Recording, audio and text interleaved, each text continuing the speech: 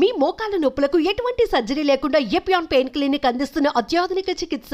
పక్క రాష్ట్రాల్లో అంటే ఆంధ్రప్రదేశ్లో ఉంటూ ఏపీలో ఉంటూ పక్క రాష్ట్రాల్లో తెలంగాణ కావచ్చు, లేదంటే తమిళనాడు కావచ్చు, కర్ణాటక కావచ్చు, అంటే హైదరాబాదు, చెన్నై, బెంగళూరులో అక్కడ కార్లు, లగ్జరీ కార్లు, కొత్త కార్లు, టాప్ మోడల్స్ ఉన్నటువంటి కార్లన్నింటినీ అక్కడ కొనుక్కొని బాగా సో తక్కువ ధరకు వస్తాయని చెప్పని అక్కడికి వెళ్ళి కొనుక్కొని ఏపీలో రిజిస్ట్రేషన్ చేసుకుంటున్నటువంటి వాహనదారులకు ఒక షాకింగ్ న్యూస్ ఇది. ఎందుకంటే ఇక మీదట ఆ పప్పులు ఉడకవు. ఎందుకంటే బయట రాష్ట్రాల్లో తక్కువకు వస్తున్నాయని, లేదంటే మంచి మంచి కార్లు అక్కడ మోడల్స్ అందుబాటులో ఉంటాయి కాబట్టి మనం హైదరాబాద్లో మనకు తెలిసిన వాళ్ళు ఉన్నారు, అక్కడ తక్కువ రేటుకి ఇస్తున్నారు. చెన్నైలో తెలిసిన వాళ్ళు ఉన్నారు, అక్కడ తక్కువ రేట్లకి ఇస్తున్నారు. బెంగళూరులో ఇంకా తక్కువ రేట్లకు వస్తున్నాయి, లేదంటే ఢిల్లీలో ఇంకా సెకండ్ కార్స్ తక్కువ రేట్లకు వచ్చేస్తాయి, లేదంటే ఇంకొక రాష్ట్రాల్లో లేకపోతే ఇంకా వేరే చోట అంటే కేంద్రపాలిత ప్రాంతాల్లో ఇంకా అక్కడ ట్యాక్సులు తక్కువ పడతాయి.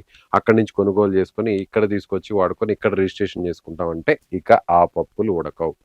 ఒక షాకింగ్ న్యూస్ చెప్తుంది ఏపీ గవర్నమెంట్.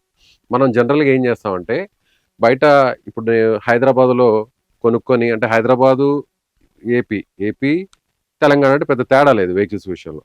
ఇక్కడి నుంచి అక్కడ వాడుకున్నా అక్కడ పెద్ద పట్టించుకోరు. టీఎస్ రిజిస్ట్రేషన్, టీజీ రిజిస్ట్రేషన్ ఉంటాయి. అదేవిధంగా ఏపీ రిజిస్ట్రేషన్ ఉంటే ఇక్కడ కూడా పెద్ద పట్టించుకోరు. ఇక మీదట కష్టాలు మొదలు కాబోతున్నాయి. ఎలా అంటే ఏపీ గవర్నమెంట్కి కమర్షియల్ ట్యాక్స్ వాళ్ళు, అదేవిధంగా ట్రాన్స్పోర్ట్ డిపార్ట్మెంట్ వాళ్ళు ఒక సూచన అయితే మాత్రం చేశారు ముఖ్యమంత్రి చంద్రబాబు నాయుడు గారికి. సంవత్సరానికి 100 కోట్లు, 100 నుంచి 150 కోట్ల వరకు మనం నష్టపోతున్నాము. ఎందుకంటే హైదరాబాద్లో ఎక్కువ శాతం వెహికల్స్ అక్కడ కొనుగోలు చేస్తున్నారు. ఎందుకంటే అక్కడ పెట్టుబడులు, వ్యాపారాలంతా కూడా అక్కడ చేసుకుంటున్నారు కాబట్టి అక్కడ వెహికల్స్ని కొనుగోలు చేసి సో అక్కడి నుంచి నేరుగా మన ఏపీకి తీసుకొస్తున్నారు. దీనివల్ల మన ప్రభుత్వానికి నష్టం జరుగుతుంది అన్నారు. ఆ నష్టం ఏంటో మీకు ఒకసారి వివరించే ప్రయత్నం చేస్తాను. అంటే ఇప్పుడు ఒక వెహికల్ని, ఒక కారుని కొన్నాం. ఫర్ ఎగ్జాంపుల్ ఒక లగ్జరీ కారు నేను హైదరాబాద్లో కొనుగోలు చేశాను. ఆ కారు వాల్యూ వచ్చేసి దాదాపుగా ఒక 60 లక్షలు అనుకుందాం. ఈ కారు వాల్యూ ఒక 60 లక్షలు అయితే దీంట్లో ప్రభుత్వానికి ట్యాక్స్ రూపంలో లైఫ్ ట్యాక్స్ ఎంత వస్తుందంటే దీంట్లో 60 లక్షల రూపాయలకు గాను 18% నుంచి 28% వరకు ట్యాక్స్లు ఉంటాయి. అంటే ఆ వెహికల్ కాస్ట్ని బట్టి ఇంపోర్టెడ్ వెహికల్ అయితే ఒక కాస్ట్ ఉంటుంది, ఇండియన్ వెహికల్ అయితే ఒక కాస్ట్ ఉంటుంది. ఇలా రకరకాలుగా చూస్తే 18% నుంచి 28% జిఎస్టీ ట్యాక్స్, అంటే జిఎస్టీ ఉంటుంది. ప్రధానంగా జిఎస్టీ గురించి ఇప్పుడు మనం మాట్లాడుకుందాం. ట్యాక్స్లు అంటే ఆల్రెడీ లైఫ్ ట్యాక్స్ కడతారు కాబట్టి దానికి సంబంధించి పే చేస్తారు కాబట్టి ఇబ్బంది ఉంటుంది. కానీ జిఎస్టీ విషయంలో ఇప్పుడు మెయిన్ చెప్పినటువంటి సూచన ఏంటంటే కమర్షియల్ ట్యాక్స్ అధికారులు జిఎస్టీ నుంచి మనకు రావాల్సిన, మన భాగానికి రావాల్సినటువంటి 100 నుంచి 150, ఒక్కోసారి 200 కోట్లు కూడా ఉంటుంది సంవత్సరానికి మనకు నష్టం అంటున్నాం. ఇందులో ఇప్పుడు 60 లక్షలకు ఒక కారు కొన్నాను, 28% జిఎస్టీ. ఈ 60 లక్షలకు గాను జిఎస్టీ దాదాపుగా ఎంత అంటే 16,80,000 జిఎస్టీ రూపంలో కట్ అవుతుంది. ఇది 60 లక్షల వెహికల్ కొనుగోలు చేస్తే. ఇందుకు గాను గవర్నమెంట్కి ఎంత వస్తుంది అంటే స్టేట్ గవర్నమెంట్కి సగం, సెంట్రల్ గవర్నమెంట్కి సగం వెళ్తుంది, స్టేట్ గవర్నమెంట్కి సగం వెళ్తుంది. అంటే ఏపీకి ఎంత వస్తుందంటే 8,40,000 రూపాయలు ఏపీకి రావాలి. సెంట్రల్ గవర్నమెంట్కి 8,40,000 రూపాయలు రావాలి.